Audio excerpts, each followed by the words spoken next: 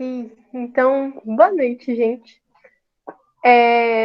Hoje, geralmente, as minhas aulas e as do Rafa, né, a gente divide a matéria, e geralmente elas seguem caminhos um pouco mais separados, a gente costuma dar cada um continuidade às suas próprias aulas, mas dessa vez a gente vai pegar aí a parte de Ecologia 2, que é bem a continuação mesmo da aula que ele deu na semana passada, que foi Ecologia 1. Então, essas aulas vão estar bem ligadinhas. Aqui no comecinho eu coloquei até uma parte que é do slide dele, inclusive, só para a gente relembrar então o que é ecologia. Ecologia vai ser essa área da biologia que estuda as relações entre os seres vivos e o meio ambiente. A gente vai ter vários tópicos aí dentro da ecologia, ela é uma matéria bem extensa. Essa primeira parte aqui foi que vocês pegaram com o Rafa na semana passada, e eu pego com vocês aqui. Eu vou pegar o último ciclo biogeoquímico. E aí a gente emenda nessas três matérias aqui: dinâmica de populações, relações ecológicas e sucessão ecológica. Então a gente vai ver que principalmente os conceitos que ele deu lá de população, comunidade, teia alimentar, a gente vai ver eles um pouco mais aplicados.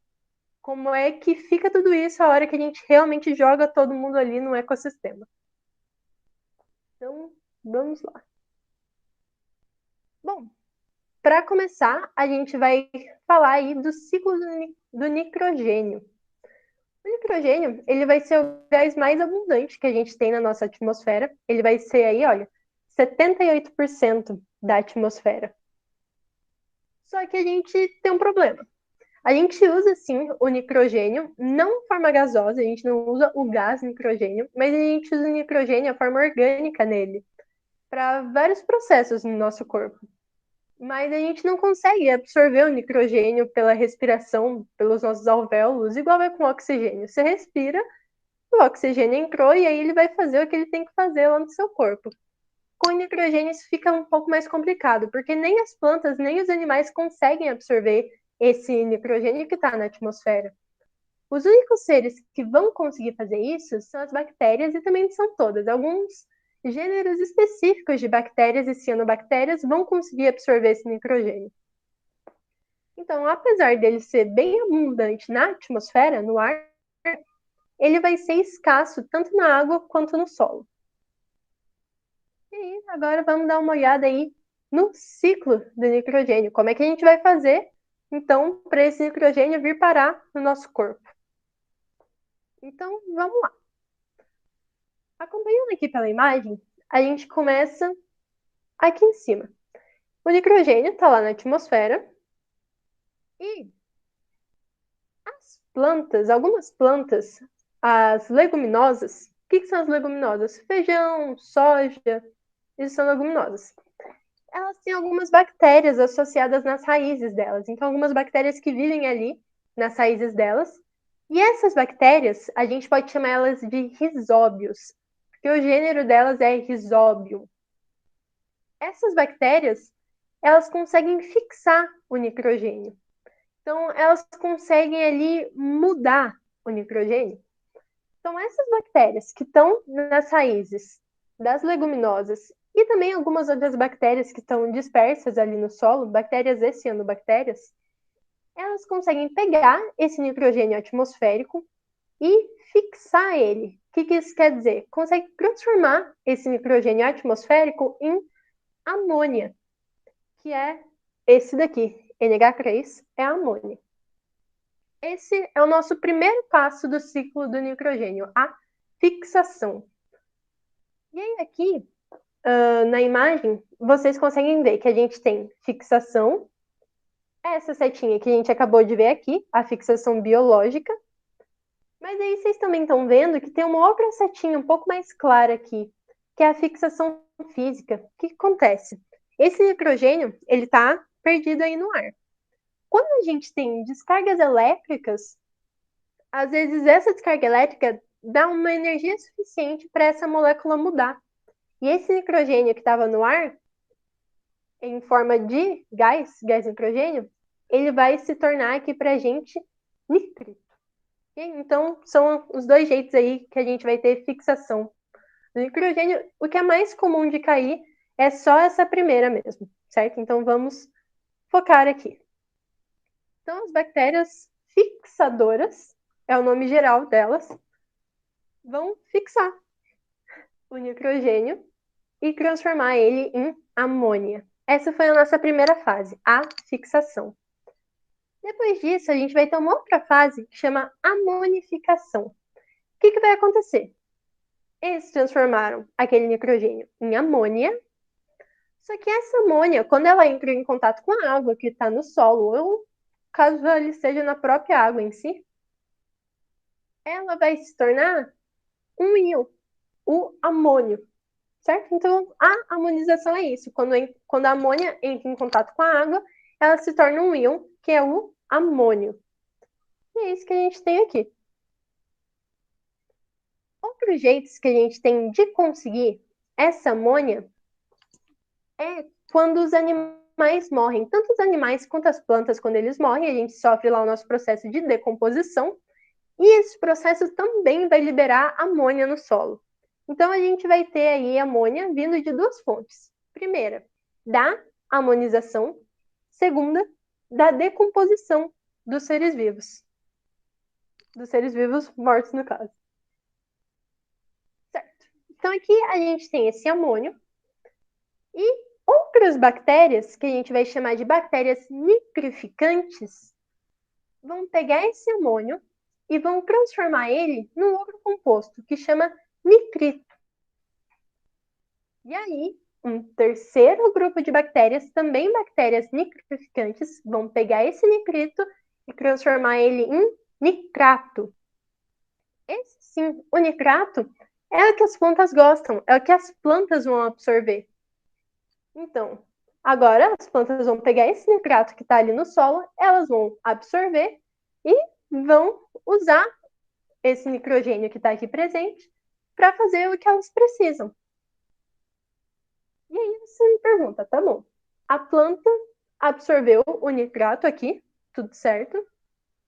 E a gente? Onde é que a gente fica nessa história? Quando é que esse nitrogênio vai chegar na gente? Através do consumo.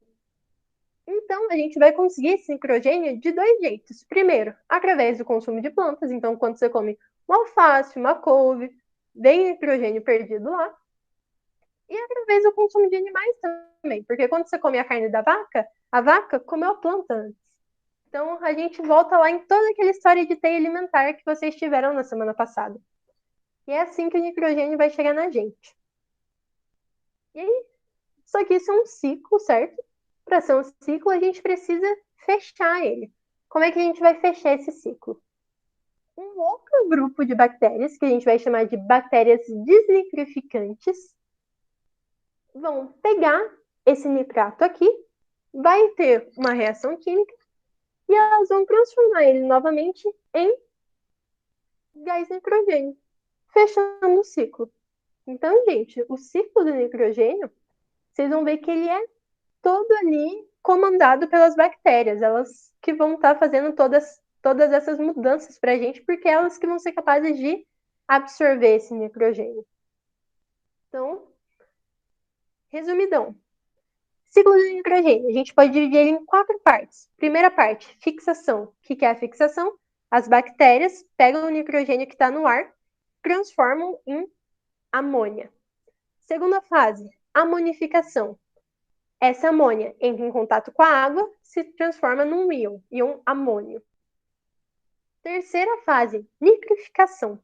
A nitrificação, ela pode ser dividida ali em duas fases. A nitrosação, que é quando o amônio vira nitrito, e a nitratação, que é quando o nitrito vira nitrato. A quarta e última parte é a desnitrificação, que é a gente vai pegar esse nitrato e bactérias desnitrificantes vão transformar ele de novo em gás nitrogênio. Então, assim a gente fecha o ciclo. Certo? O ciclo do nitrogênio, ele tem um monte de nome. Então, às vezes assusta um pouquinho.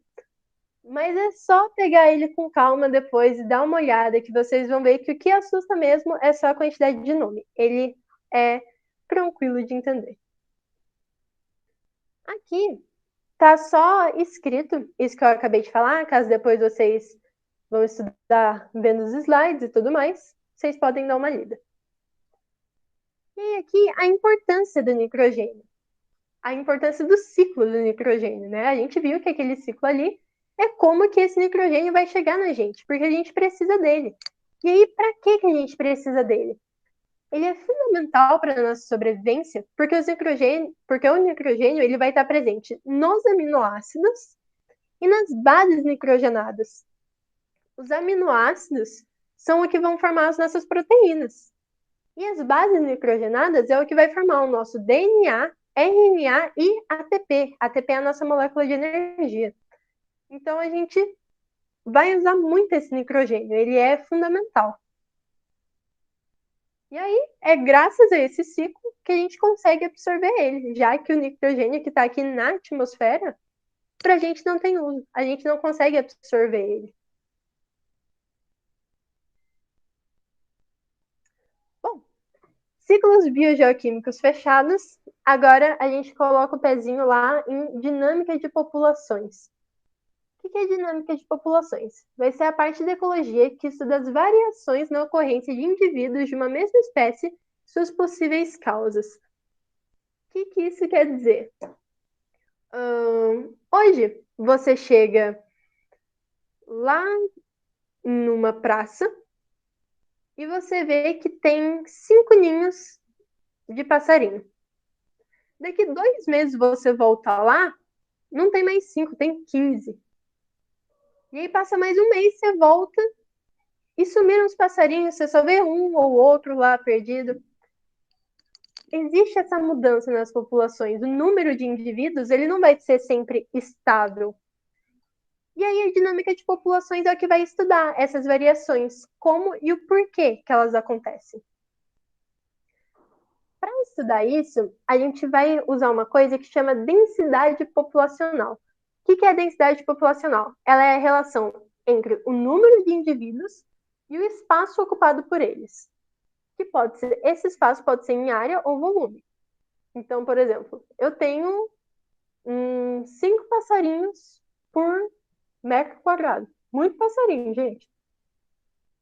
Então, a gente vai usar essa relação aí de densidade. Quantos indivíduos eu tenho por área ou volume. E aí, vão ter basicamente 4 fatores que vão interferir para a gente nessa densidade populacional. A natalidade, imigração, mortalidade e emigração. O que é a natalidade? Geração de novos indivíduos por meio da reprodução. São os indivíduos que estão nascendo ali naquela população. A imigração é a chegada de indivíduos provenientes de outros locais. Então, outros indivíduos da mesma espécie que vieram de outros locais e passaram a fazer parte daquela população. A mortalidade é a morte de indivíduos daquela população e a emigração é a saída de indivíduos daquela população para outros locais. Certo? Então, a gente pode ter aí que a natalidade e a imigração acrescentam indivíduos na minha população. A mortalidade e a emigração vão tirar indivíduos da minha população. E aí, exatamente o que está dizendo aqui, essa variação na densidade populacional, ela vai ser explicada por isso. Ou eu acrescento indivíduos da minha população, ou eu retiro indivíduos da minha população. Então, uma população ela pode estar em 3 situações diferentes. A primeira é quando a soma da natalidade mais imigração é maior do que a mortalidade mais emigração. Quando eu tenho mais gente chegando do que saindo, a minha população está em crescimento. Eu coloco mais indivíduos do que eu retiro. Então, aquela população vai aumentar. Eu estou em crescimento populacional. No contrário, quando a natalidade mais a imigração é menor do que a mortalidade e a emigração, eu estou tendo uma diminuição dessa população. Está saindo mais gente do que está entrando. Se está saindo mais, eu posso dizer que essa minha população está em declínio, está tendo uma diminuição da população. Certo? Aqui, quando essas duas taxas são iguais, quanto a mesma quantidade de indivíduos que entram é a mesma quantidade de indivíduos que saem, eu digo que essa população está estável. Certo, gente? Difícil? Não é difícil, né? Tá tranquilo. Mais difícil é os sinaizinhos da matemática. Lembra que a boquinha do jacaré abre para o lado maior. É assim que eu faço até hoje.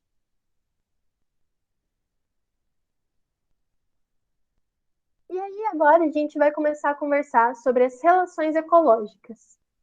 O que são essas relações ecológicas? Os indivíduos que estão ali numa comunidade, eles se relacionam entre si. E a gente vai ter basicamente dois tipos de relações: as intraespecíficas, que é entre organismos da mesma população, ou seja, da mesma espécie, e as interespecíficas, entre indivíduos de populações diferentes, de espécies diferentes. A gente pega um ecossistema, esses indivíduos vão estar lá, e eles vão estar se relacionando de algum jeito. Pode ser de um jeito positivo ou de um jeito negativo. Mas eles vão se relacionar. Nenhum indivíduo vai viver ali sozinho no ecossistema. Então a gente vai começar a ver um pouquinho de alguns tipos, tá, gente, de relações. Existem muitas, muitas relações ecológicas. As que estão aqui são as principais mesmo, que costumam cair. Vamos começar então com as relações intraespecíficas positivas. Intraespecífica, na mesma espécie, na mesma população. Positivas, não vai prejudicar ninguém. Ninguém vai ser prejudicado nessa relação. A primeira que a gente vai ter são as colônias. O que é uma colônia? É um conjunto de indivíduos que trabalham juntos pelo sucesso da unidade. E na colônia, esses indivíduos são unidos anatomicamente, então eles são grudados. O exemplo mais clássico que a gente tem disso são as colônias de corais. Quando a gente vê aquelas imagens de recifes de corais e tem vários corais juntos, são vários indivíduos que estão ligados, trabalhando juntos para sobreviver. Isso é uma colônia. Uma sociedade é um conjunto de indivíduos que trabalham de forma cooperativa, ou seja, que trabalham juntos, com uma divisão de trabalho organizada, e eles dependem desse conjunto para a sobrevivência. A gente vai ter bastante exemplos de sociedade aí. A gente tem as abelhas, que a gente tem a abelha rainha, as abelhas operárias, tem as formigas, tem os gorilas. E aí, inclusive, é algo para se tomar cuidado, porque muitas vezes a gente até fala o contrário, uma colônia de formigas. Não, gente, jamais. Colônia não, sociedade. Lembra que na colônia eles estão unidos anatomicamente, eles estão grudados, não tem separação. As formigas não. Cada formiga está ali, solta. Então é uma sociedade, elas trabalham juntas, sim, mas elas não estão anatomicamente unidas, certo? E agora a gente vai ver as relações intraespecíficas negativas, ou seja, alguém vai ser prejudicado nessa história. Nessa daqui, essas relações, eles trabalharem juntos, é positivo para eles. Só dá vantagem, ninguém está sendo prejudicado nisso. Não, eles estão fazendo isso em prol da sobrevivência. Aqui, nas relações intraespecíficas negativas, eu vou ter prejuízo para pelo menos um dos indivíduos, certo? A primeira é o canibalismo. O que é o canibalismo? Indivíduos que se alimentam de outros indivíduos da mesma espécie. Um exemplo disso são as aranhas, as viúvas negras, e algumas espécies de tubarões a gente vai ter canibalismo intrauterino, que é quando os tubarõezinhos estão lá no útero, um filhote acaba comendo o outro.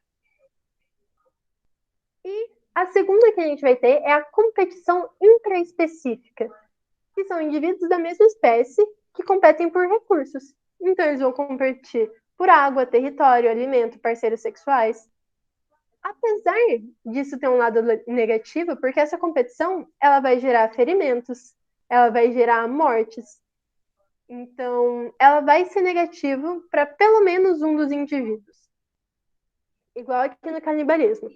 Para o indivíduo que está se alimentando, tudo bem, aquilo vai ser bom. Mas é negativo para alguém. A partir do momento que eu tenho um prejuízo para alguém, a relação ela é negativa, certo? Independente se alguém está se beneficiando daquilo ou não. Eu tive prejuízo, ela é negativa. E aqui a competição, apesar dela ser uma relação negativa, ela é fundamental ali para a evolução, para o nosso processo aí de seleção natural. Vocês também já tiveram aula de evolução, então vocês sabem que essa competição ela é necessária mesmo para que quem tem as melhores vantagens passe isso para frente e a gente continue evoluindo. Então, lembrando, todas essas que a gente viu até agora ocorrem na mesma espécie. Agora a gente vai começar as relações interespecíficas.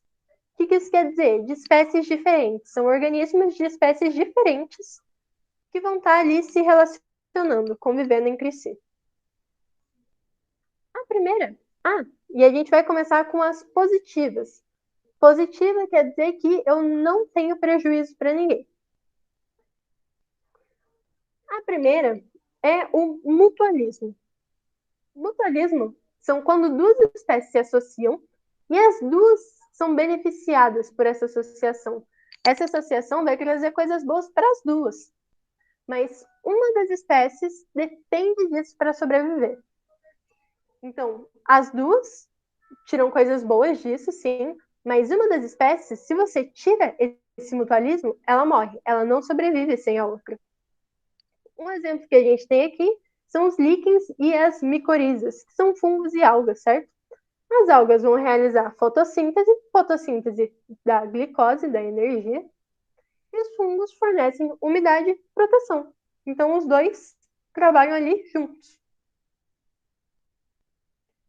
A protocooperação, ela é muito parecida com o mutualismo. Qual que é a diferença das duas? No mutualismo, uma das espécies depende daquilo para sobreviver. Na protocooperação, não. Nenhuma das espécies depende daquilo. As duas se beneficiam dessa relação. Aquilo vai ser bom para as duas. Mas se elas não tiverem uma outra, elas vão continuar sobrevivendo, elas vão dar seus pulos lá. Então, essa é a principal diferença entre mutualismo e protocooperação, a dependência. No mutualismo, uma das espécies depende da outra. Na protocooperação, não tem essa dependência, não é algo obrigatório. E um exemplo aí que a gente tem é a anêmona do mar e o caranguejo paguro. O caranguejo, ele meio que entra assim, a anêmona, ela começa a crescer em cima da concha do caranguejo. A anêmona vai proteger esse caranguejo de predadores, porque ela tem algumas substâncias que causam irritação, então ela protege ele desses predadores por conta dessas substâncias que ela libera. E o caranguejo vai transportar ela. E assim, para ela fica mais fácil de conseguir alimento.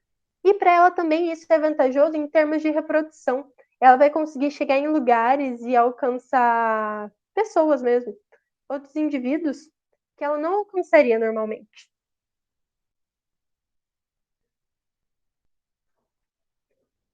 No comencialismo, uma espécie utiliza os restos alimentares de outra espécie que não sofre nenhum prejuízo.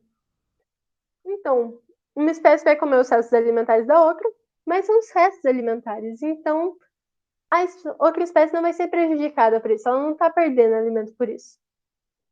Um exemplo disso são as rêmoras e os tubarões. A rêmora, vocês até já devem ter visto imagem, assim, é um peixe, ele vai se fixar mesmo no tubarão, ele tem algumas ventosas, e se alimenta dos restos de alimento que saem da boca do tubarão. Para o tubarão, isso não traz nenhuma desvantagem. Os restos que estão saindo da boca dele, ele já não vai aproveitar de qualquer jeito. Para a rêmora, isso é vantajoso. É muito mais fácil, ela não precisa ir atrás do alimento dela. Ela come ali os restos que saem do tubarão. Então, isso é o comencialismo. O epifitismo é quando uma espécie de planta se apoia em outra para conseguir acesso à luz e realizar a própria fotossíntese. Um exemplo disso são as orquídeas em árvores. Então, a orquídea, ela se fixa numa árvore. E para que ela faz isso? Simplesmente para ela ter mais acesso à luz. Isso é uma desvantagem para a árvore? Não. A orquídea não está fazendo nada de ruim ali para ela. E para a orquídea é uma vantagem, porque ela está mais alta, ela consegue luz e ela vai poder realizar a fotossíntese dela. O inquilinismo, uma espécie é abrigada por outra que não é beneficiada nem prejudicada. Então, o que é um inquilino? É um indivíduo que vai morar dentro de outra espécie, mas ele não vai prejudicar aquela espécie. Ele também não vai ajudar, mas também não vai prejudicar, ele vai só ficar ali. Um exemplo disso é um pássaro que vive no buraco de uma árvore. Ele está prejudicando aquela árvore? Não. Mas também não está ajudando ela em nada. Para ele, aquilo é vantajoso. Mas, porque ele consegue abrigo. Mas para outra espécie, para a árvore, isso é nulo. Não tem nem vantagem nem prejuízo. E agora a gente começa então as relações interespecíficas negativas.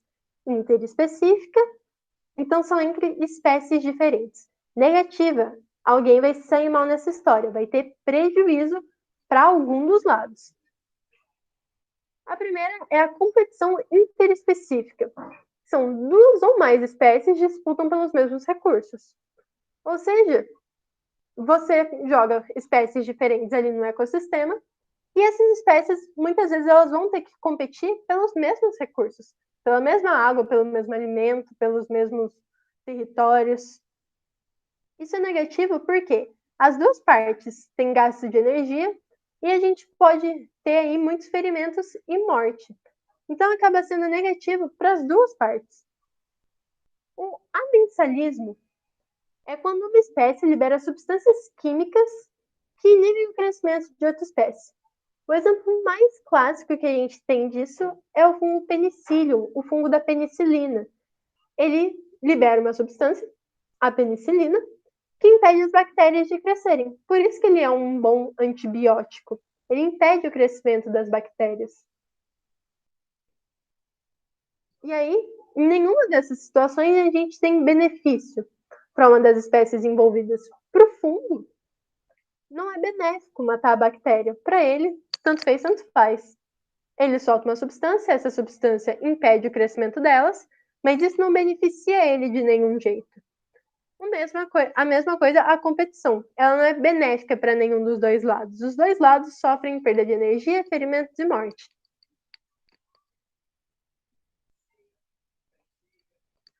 O parasitismo é um parasita, ele vive num hospedeiro, retirando o alimento do mesmo. Ele pode levar a danos mais profundos e até mesmo morte. Mas a morte pelo parasitismo ela não é imediata. Então é aos poucos, porque um parasita, quando ele se fixa ali no hospedeiro, ele começa a retirar o alimento dele do hospedeiro, ou seja, ele pega o hospedeiro e passa a se alimentar de nutrientes dele. E com isso, o hospedeiro vai se enfraquecendo. Isso pode levar a danos sérios e morte. Exemplos aí que a gente tem: o piolho, ele para na sua cabeça, começa a chupar o seu sangue. E cipó-chumbo é uma planta que ela se fixa em árvores, mas diferente da orquídea, que só se fixa lá para pegar a luz do sol, o cipó-chumbo ele se fixa nessas árvores e ele começa a chupar a seiva da árvore. Então ele rouba o alimento da árvore. Isso é um parasita. É alguém que se fixa no hospedeiro e passa a roubar o seu alimento. O predatismo é a relação entre um predador e uma presa. Essa também é bem fácil de entender. Um organismo ele vai matar e se alimentar de outro organismo de uma espécie diferente. Por que de uma espécie diferente? Porque se for da mesma espécie, não é predatismo, é o quê? Canibalismo. Muito bem. Então, a população de presas vai sempre afetar de predadores e vice-versa. Essa relação é muito intrínseca. Então, muitas vezes, vamos supor, você tem águias que caçam ratos. Se por alguma ação antrópica começam a caçar as águias e as águias elas ficam num número muito pequeno naquele local, o que vai acontecer? O número de ratos vai aumentar muito. Por quê? Porque ele não vai ter mais o predador natural dele. Então, essa relação entre o tamanho da população de presas e predadores, ela é muito intrínseca, gente. Ela tá ali, anda sempre de mãos dadas. E aí, o exemplo que a gente tem aqui, águias e pequenos mamíferos. Ela pega aquela presa para se alimentar. E a herbivoria é um animal que se alimenta de uma planta, certo? É como se fosse um predatismo, mas a gente não chama aquela planta ali de presa, porque ela não é um animal, é uma planta. Então, herbivoria. E um exemplo são as vacas se alimentando de capim. Nessas relações aqui, um organismo se beneficia prejudicando o outro. Ou seja, ele se beneficia do prejuízo. No parasitismo, o parasita se beneficia porque ele está tirando o alimento do hospedeiro. Então, ele só se beneficia porque ele está prejudicando o hospedeiro. A mesma coisa que o predatismo. O predador se beneficia, ele tem comida, mas ele está matando a presa. Então, ele se beneficia do prejuízo da presa. E a mesma coisa aqui na herbivoria. Certo, gente? Então, o resumo aí de toda essa história. A gente tem de toda essa história das relações interespecíficas. As interespecíficas desarmônicas ou negativas são aquelas onde a gente tem prejuízo. Eu tenho prejuízo para as duas espécies, onde? Na competição. Eu tenho prejuízo para uma espécie, onde? No predatismo, parasitismo e amencialismo. Certo? Eu acho que eu falei prejuízo para as duas espécies, para uma espécie, perdão. E as relações interespecíficas harmônicas, ou seja, são positivas, não tem prejuízo para ninguém que está lá no meio. É, ó, coisa boa. Quando as duas espécies são beneficiadas, são no mutualismo e na protocooperação. E quando só uma espécie é beneficiada, mas ela não prejudica a outra, é o comencialismo, o inclinismo e o epifitismo. De novo, um monte de nome, mas é só ir com calma que vai. E aí, o que é então a tal da simbiose? A gente ouve bastante esse nome, simbiose. A simbiose, ela se refere basicamente a toda associação interespecífica, ou seja, entre espécies diferentes, que envolve uma grande intimidade e independência de pelo menos um dos participantes. Então, uma simbiose pode incluir mutualismo, parasitismo, comencialismo, inquilinismo, porque são todas relações onde uma das partes tem uma dependência física grande da outra, certo? Então, simbiose é como se fosse um termo mais geral.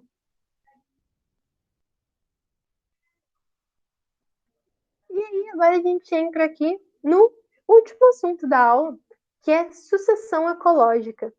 O que é a sucessão ecológica?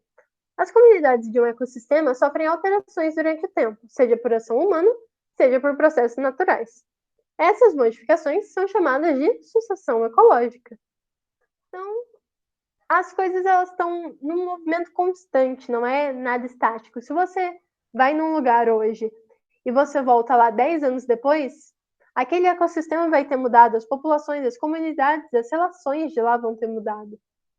Essas mudanças que ocorrem é o que a gente vai chamar de sucessão ecológica.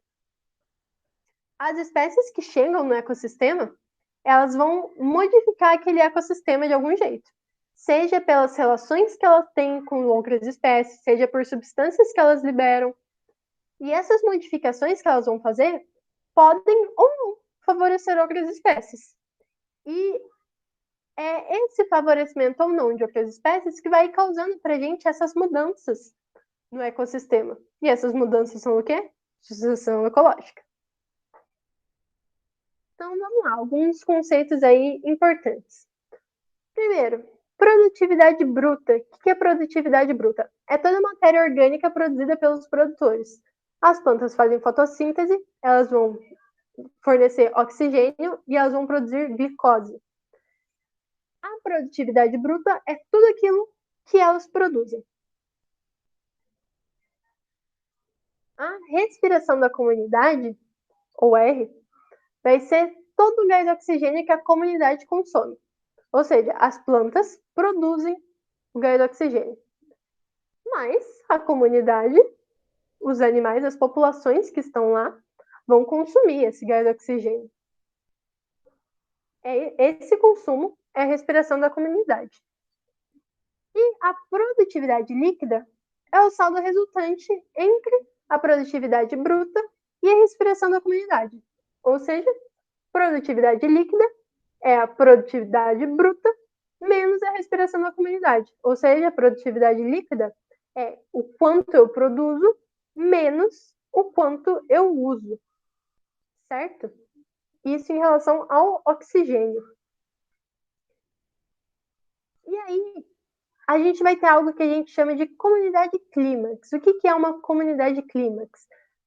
É quando o ecossistema encontra homeostase, ou seja, quando ele chega num equilíbrio. Todo o ecossistema vai buscar esse clímax, ele sempre vai estar buscando um equilíbrio, uma homeostase. No clímax, a produtividade líquida é igual a zero, ou seja, tudo que eu produzo, eu mesmo consumo. Tudo que aquele ecossistema produz, ele mesmo vai consumir.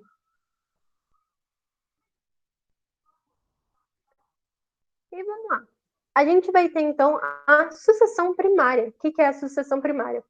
É o desenvolvimento de uma comunidade num habitat que nunca foi ocupado, ou seja, algo novo. Surgiu uma ilha nova em algum lugar por conta de um processo vulcânico.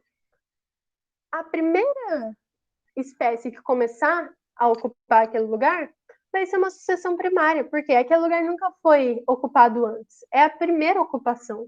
É novo. E essa sucessão, ela vai ser dividida em 3 fases.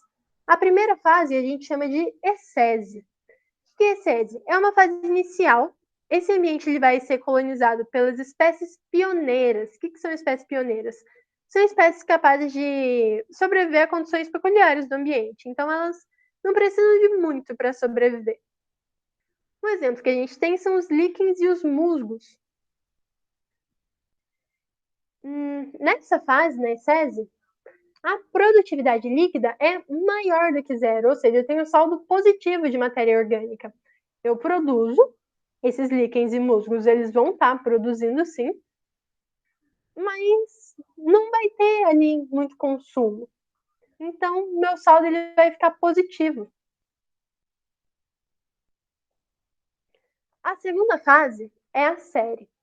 É uma fase ali mais intermediária. Começa a surgir alguns organismos mais complexos, então começa a ter pequenos arbustos, alguns invertebrados, insetos, pequenos mamíferos, pequenos animais. Aqui, a minha produtividade líquida ainda é maior do que zero, certo? Ela ainda é maior do que zero, mas ela já é um pouco menor do que era na ecese. Mas ela continua sendo maior do que zero. Eu continuo ali tendo sobra. É um saldo positivo. Eu produzo mais do que eu consumo. E a terceira fase é o clímax. É quando o ecossistema vai achar a estabilidade dele. A biomassa e a biodiversidade vão estar no seu máximo. Então, eu vou ter várias espécies. Eu tenho muitos nichos ecológicos. E as teias alimentares começam a ficar complexas. Vira aquele negócio que vira realmente a teia. E aí, quando eu chego aí no clímax, a minha produtividade líquida vai ser igual a zero. Tudo aquilo que o meu ecossistema produzir, ele mesmo vai consumir. Eu não vou ter sobra e eu também não vou ter falta. O que eu produzo, eu consumo.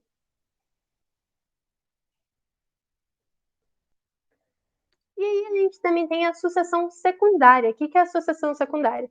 Ela acontece quando uma comunidade pré-existente é substituída por outra. É uma reocupação.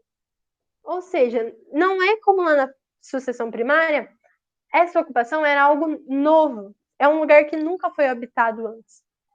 Na sucessão secundária, não. Ela é uma reocupação. É algum lugar que já foi habitado e ele vai ser ali reocupado. A gente tem aqui 2 exemplos. Uma floresta, depois de uma queimada, ela vai ser reocupada aos poucos, mas essa sucessão é primária? não é primária. Antes dessa queimada, essa floresta já era habitada. Então, essa sucessão vai ser uma sucessão secundária, porque ela é uma reocupação, certo? E aí, como na primária, ela vai passar pelas fases ecese, série e clímax. As mesmas coisas, gente, igualzinho. Então, qual que é, assim, a diferença entre primária e secundária? Primária, coisa nova, nunca foi ocupado. Secundária, é uma reocupação. Resumo da história. A sucessão é a modificação das comunidades de um ecossistema. Todo ecossistema busca a fase clímax, todo ecossistema busca estar em homeostase. A sucessão primária é uma ocupação, é novo, é a primeira vez, e a secundária é uma reocupação, não é novo. As duas vão passar por 3 fases: ecese, série e clímax. Ecese é uma fase inicial, série, fase intermediária. Clímax é a homeostase, é o ápice ali daquele ecossistema. Durante a sucessão, o que vai aumentar? A biodiversidade, a biomassa, a complexidade das teias. Então, ó, a biodiversidade no clímax é maior do que era na série, a biodiversidade da série é maior do que da ecese.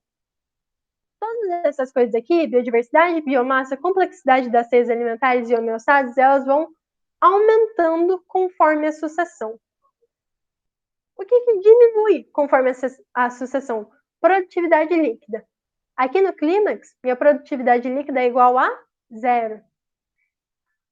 Aqui, na série e na ecese, eu tinha saldo positivo, sobrava coisa para mim. Então, essa produtividade líquida, conforme eu vou avançando na sucessão, conforme eu avanço nas fases, ela vai diminuindo até chegar aqui no 0, no clímax. Bom, aqui tem só uma imagem de um exemplo de uma sucessão para vocês olharem. Então, aqui a gente tem a rocha nua, começam a surgir líquens e musgos, que é a ecese. Na série, começa a surgir matagal, arbustos, árvores menores. E aqui no clímax, a gente já tem grandes árvores ali, certo? Bom, para acabar, eu acho que são 2 questõezinhas. Então, vamos lá. Na natureza, são frequentes os exemplos de relações benéficas entre indivíduos, mesmo de espécies diferentes, como é o caso do caranguejo paguro e da anêmona. O caranguejo aumenta sua proteção vivendo em conchas abandonadas e permitindo que as anêmonas produtoras de substâncias urticantes contra predadores se depositem nelas. As anêmonas, por sua vez, ganhando mobilidade, capturam melhor os alimentos. O tipo de interação descrita é denominada de colônia, sociedade, amencialismo, protocooperação, parasitismo. Vamos lá um por um. Colônia, a gente já pode tirar daqui porque a gente lembra que colônia e sociedade são relações intraespecíficas, ou seja, são relações que ocorrem ali na mesma espécie. Não é o nosso caso. As anêmonas e o caranguejo são de espécies diferentes. Então, a gente já consegue tirar as duas. Amencialismo, a gente vai lembrar que é lá o caso do fungo. Ela é uma relação desarmônica, é negativa. Por quê? Para o fungo, não faz diferença, mas ele mata a bactéria. Não, aquilo lá é negativo. E aqui a gente está falando de relações benéficas. A gente também pode tirar o amencialismo. A protocooperação, ela é benéfica? É, a gente lembra que ela é benéfica para as 2 espécies envolvidas, mas que nenhuma das duas depende daquilo para a sobrevivência. E o parasitismo, a gente lembra que ele não é benéfico, ele é prejudicial para uma das espécies. Por quê? Porque ela usa o alimento da outra. Então, a gente tem aí que a resposta é protocooperação. Por quê? Porque é a única relação dessas aqui onde as 2 espécies vão se dar bem. É a única relação benéfica, harmônica, positiva entre elas. Certo? Bom, sobre uma população ecológica em declínio, é correto afirmar que A. ou a taxa de mortalidade ou de imigração, ou ambas, devem estar suplantando a soma das taxas de natalidade e de imigração. B. Ou a taxa de natalidade ou a de imigração devem estar suplantando a soma das taxas de mortalidade e de imigração. C. A soma das taxas de natalidade e imigração deve estar suplantando a soma das taxas de mortalidade e imigração. D. O declínio é resultado de uma imigração menor. E. As taxas de imigração de errado, gente, desculpa. As taxas de imigração e emigração não influenciam no tamanho populacional. Vamos lá. Então, aqui na primeira. As taxas de mortalidade de imigração, mortalidade de imigração, eu lembro que é a saída. Ou ambas devem estar suplantando, ou seja, devem estar maiores que a soma das taxas de natalidade de imigração. Então, o que essa alternativa aqui está falando? A taxa de saída está maior que a de chegada. Ok, isso é uma boa justificativa para o declínio? É. Vamos à letra B. As taxas de natalidade e imigração, ou seja, a chegada, devem estar suplantando a soma das taxas de mortalidade e emigração. Aqui eu estou falando o quê? Que a chegada está maior do que a saída. Mas se a chegada está maior do que a saída, a minha população está em declínio? Não, ela não está. C. A soma das taxas de natalidade e imigração devem estar suplantando a soma das taxas de mortalidade e de emigração. Aqui, estou falando a mesma coisa que em cima. Estou dizendo que a soma das taxas de chegada são maiores que a soma das taxas da saída. Se esse for o caso, a minha população está em declínio? Não está. Está chegando mais gente do que está saindo. Então, eu estou bem, eu estou crescendo. O declínio é resultado de uma imigração menor? Se menos gente começa a sair, eu declino ou eu aumento? Eu aumento. E aqui as taxas de imigração e emigração não influenciam no tamanho populacional? Elas influenciam. A população não depende só de quem nasce e morre dentro dela. As coisas elas estão em movimento. Então, eu vou ter indivíduo que chega e indivíduo que sai daquela população. Então, a resposta certa, letra A. E eu acho que é isso. É isso. Deixa eu parar aqui.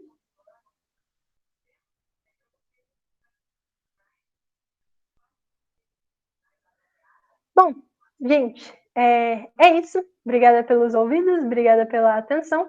Eu vou corrigir alguns errinhos que tem aqui, mas posto ainda hoje a aula lá no Classroom. E é isso. Qualquer dúvida, vocês sabem como entrar em contato. Obrigada aí. Beijos. Tchau, tchau.